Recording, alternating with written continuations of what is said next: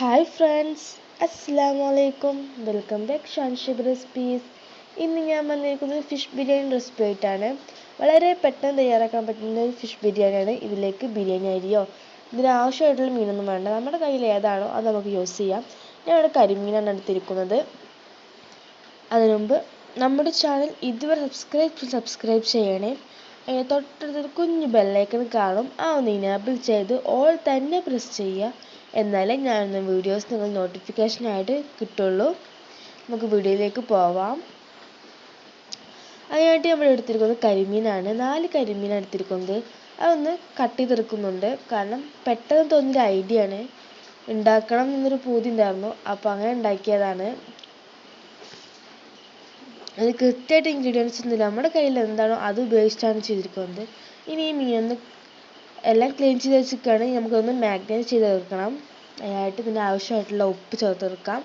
പിന്നെ ഇതിലേക്ക് ഒരു അര ടീസ്പൂൺ ടു 1 ടീസ്പൂൺ മഞ്ഞൾപ്പൊടി, പിന്നെ 2 ടീസ്പൂൺ കാശ്മീരി മുളക് പൊടിയാണ് എടുത്തിരിക്കുന്നത്. പിന്നെ 1 ടീസ്പൂൺ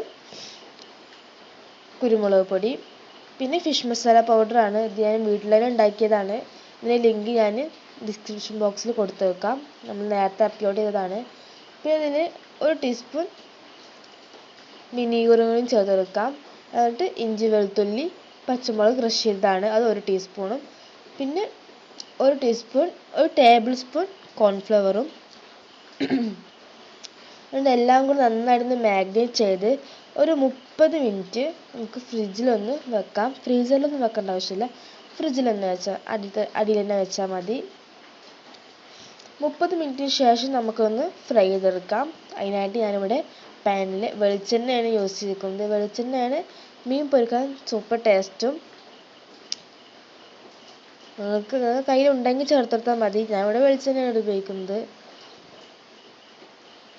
നല്ലൊരു ടേസ്റ്റ് കിട്ടാൻ വേണ്ടിയിട്ടാണ്. നമുക്ക് നന്നായിട്ടൊന്ന് ഫ്രൈ ചെയ്തെടുക്കാം. സാധാരണ ഫ്രൈ ചെയ്യുന്നത് പോലെ തന്നെ നമുക്കൊന്ന് ഫ്രൈ ചെയ്തെടുക്കാം. പിന്നെ പൊടിഞ്ഞു പോകരുത്. അടിഭാഗം വന്നതിന് ശേഷം മാത്രം മറിച്ചിട്ടാൽ മതി, അല്ലെങ്കിൽ ഇങ്ങനെ പൊടിഞ്ഞു പോകാൻ സാധ്യതയുണ്ട്. അതിലേക്ക് കുറച്ച് കറിവേപ്പിലയും ഇട്ടിട്ടാണ് സ്മെല്ലിന് വേണ്ടിയിട്ടാണ്. എന്നിട്ട് നമുക്ക് മാറ്റി വെക്കാം. എന്നിട്ട് ആ എണ്ണ തന്നെയാണ് നമ്മളതിലേക്ക് ഉള്ളി വഴറ്റാനൊക്കെ ഉപയോഗിക്കുന്നത്. ആ ബാക്കി എണ്ണ അതിലേക്ക് എത്രയാണോ ആവശ്യം അത്രയാണ് അതിലേക്ക് ഒഴിച്ചു കൊടുക്കാം. എന്നിട്ട് നമ്മൾ കട്ട് ചെയ്ത ഉള്ളിയിലേക്ക് ഇട്ടുവെക്കാം. ഞാനിവിടെ ഒരു 4 സവാള എടുത്തിട്ടുണ്ട്. മസാലയല്ലേ, കുറച്ച് കൂടുതൽ വേണ്ടി വരും. അത് 4 സവാള എടുത്തിട്ടുണ്ട്. നന്നായിട്ട് ഉപ്പൊക്കെ ചേർത്ത് നന്നായിട്ടൊന്ന് വഴറ്റി കൊടുക്കാം. ഉപ്പ് ചേർക്കുന്നത് വേഗം വഴന്ന് കിട്ടാൻ വേണ്ടിയിട്ടാണ്. നല്ല പോലെ വഴറ്റിയെടുക്കാം.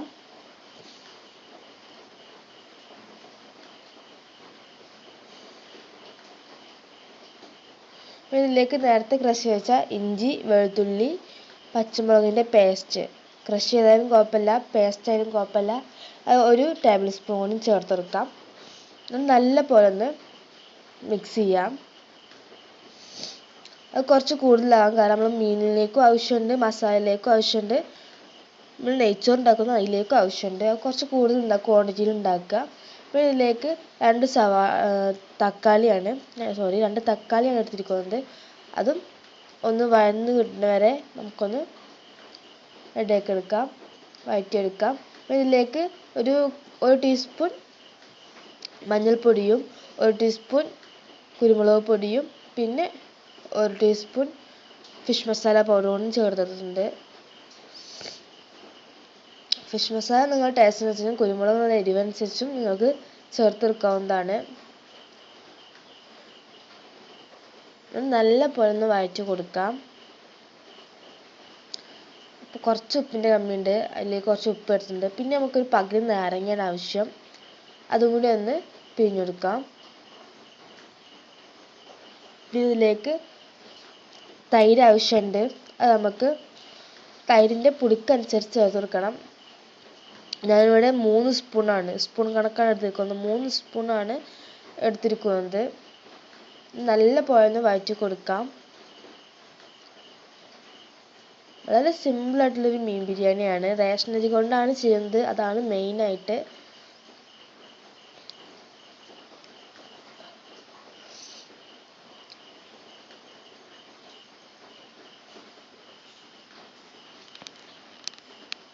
നമുക്കിതിലേക്ക് 1 ടീസ്പൂൺ നെയ്യും കൂടി ചേർത്തെടുക്കാം. വളരെ ടേസ്റ്റിയാണ് ഇതിലേക്ക് നെയ്യ് ചേർക്കുന്നത്. ഇഷ്ടമില്ലാത്തവർ ചേർക്കണം എന്നില്ല. പിന്നെ ഇതിലേക്ക് മല്ലിയില അതിൻ്റെ പകുതി പുതിനയിലയും ചേർത്തെടുക്കാം. ഞാൻ ഒരു ചെറിയൊരു പിടി മല്ലിയിലയും അതിൻ്റെ പകുതി ഒരു പിടി പുതിനയിലയും ചേർത്തെടുത്തിട്ടുണ്ട്. നമുക്കിതിൽ നേരത്തെ ഫ്രൈ ചെയ്ത് വെച്ച മീനും കൂടി ചേർത്തെടുക്കാം. ഞാൻ ഫുള്ളായിട്ടുള്ള മീൻ ചേർത്തെടുക്കുന്നില്ല, കാരണം നമുക്ക് ഡെക്കറേഷൻ ചെയ്യണമല്ലോ, നമ്മുടെ തമ്പനെയിലിൽ ഫോട്ടോ വേണമല്ലോ, അതിന് വേണ്ടിയിട്ട് ഒരു 4 മീൻ മാറ്റി വെച്ചിട്ടുണ്ട്.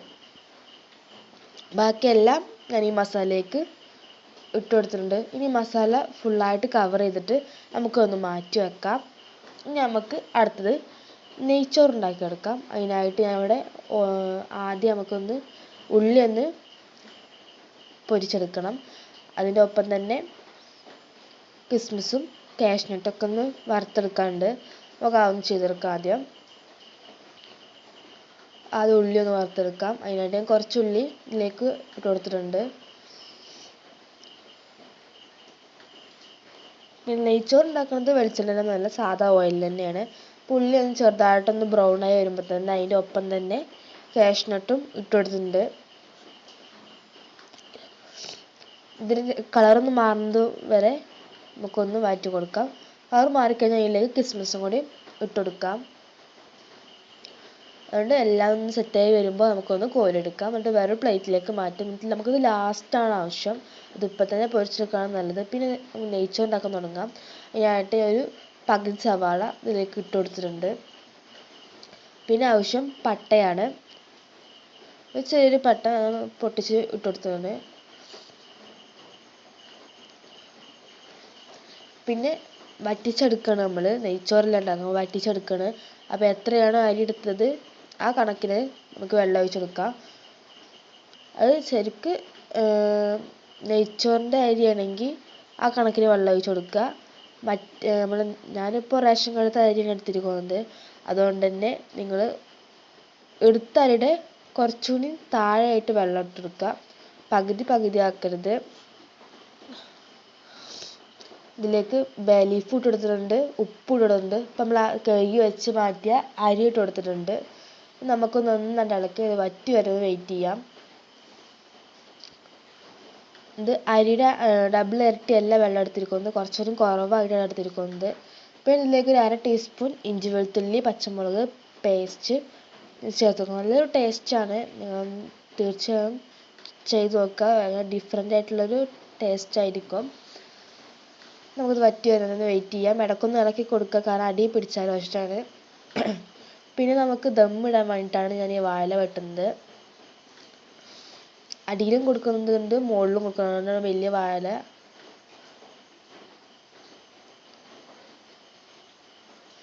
അത് നമുക്ക് വഴറ്റിയെടുക്കണം. ആ ചെമ്പിൻ്റെ മുകളിൽ തന്നെ നമുക്കൊന്ന് വെച്ച് വഴറ്റിയെടുക്കാൻ. കണ്ടപ്പോഴൊക്കെ പോകുന്നുണ്ടോ?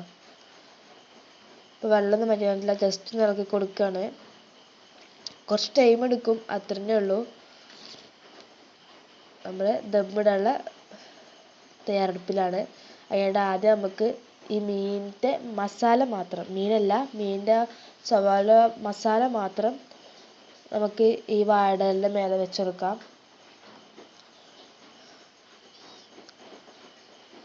നമ്മൾ ചോറ് ഇതാ പാത്രത്തിൽ തന്നെയാണ്. ചോറൊന്ന് മാറ്റി വെച്ചിരിക്കുകയാണ്.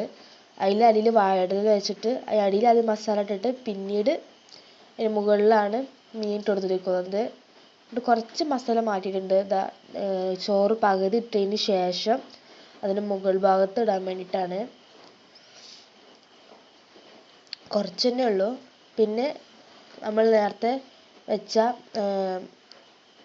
ഉള്ളിയും അണ്ടിപ്പരിപ്പും മുന്തിരിയും കൂടി ഒന്ന് ഇട്ടുകൊടുക്കാം, പകുതി ഇട്ടുകൊടുക്കാം. പിന്നെ കുറച്ച് മല്ലിയിലയും ഇട്ടുകൊടുത്തിട്ട് ബാക്കി ചോറും കൂടി ഇതിൻ്റെ മുകളിലേക്ക് നമുക്ക് ഇട്ടുകൊടുക്കാം. നമുക്ക് വേണമെങ്കിൽ ആ ബേ ലീഫ് മാറ്റാം. ബേ ലീഫ് ഇല്ലെങ്കിലും കുഴപ്പമൊന്നുമില്ല. നേരത്തെ ചെയ്താൽ തന്നെ ഉള്ളിയും കാഷ്നട്ടും മുന്തിരിയും പിന്നെ കുറച്ച് മല്ലിയിലയും ഇട്ടിട്ട് നമുക്കൊന്ന് ദമ്മിടാം. നിങ്ങൾക്ക് അതിൻ്റെ മുകളിൽ വേണമെങ്കിൽ കളർ ഒഴിച്ച് കൊടുക്കാം. അപ്പം നെയ്യ് ഒഴിച്ച് കൊടുക്കുന്നുണ്ട്. നെയ്യ് ഇഷ്ടമില്ലെങ്കിൽ കളർ വേണമെങ്കിൽ ഒഴിച്ചെടുക്കാം. പിന്നെ ദമ്മ് നിങ്ങൾക്ക് അറിയാമല്ലോ, കനൽ മുകളിൽ വെക്കുകയാണ്. പിന്നെ മുകളിൽ ഒരു കനം വെച്ചിട്ടുണ്ട്. കനൽ കാണാൻ വേണ്ടിയിട്ടാണ് ഞാൻ ലൈറ്റ് ഓഫ് ചെയ്തത്. ഇനി നമ്മുടെ വാടലൊന്ന് വാടി വരുന്നത് നമുക്കൊന്ന് വെയിറ്റ് ചെയ്യാം. ഇതാ ഇതുപോലെ ആയി കിട്ടണം. തുറക്കുമ്പോൾ ഒരു സ്മെല്ല് വേണം, കൺട്രോൾ പോണ സ്മെല്ലാണത്. എല്ലാവർക്കും ഇഷ്ടമാവും വിചാരിക്കുന്നു. തീർച്ചയായും നിങ്ങൾക്ക് ഇഷ്ടമായിട്ടുണ്ടെങ്കിൽ ലൈക്ക് ചെയ്യുക, ഷെയർ ചെയ്യുക, കമൻറ്റ് ചെയ്യുക, സബ്സ്ക്രൈബ് ചെയ്യുക.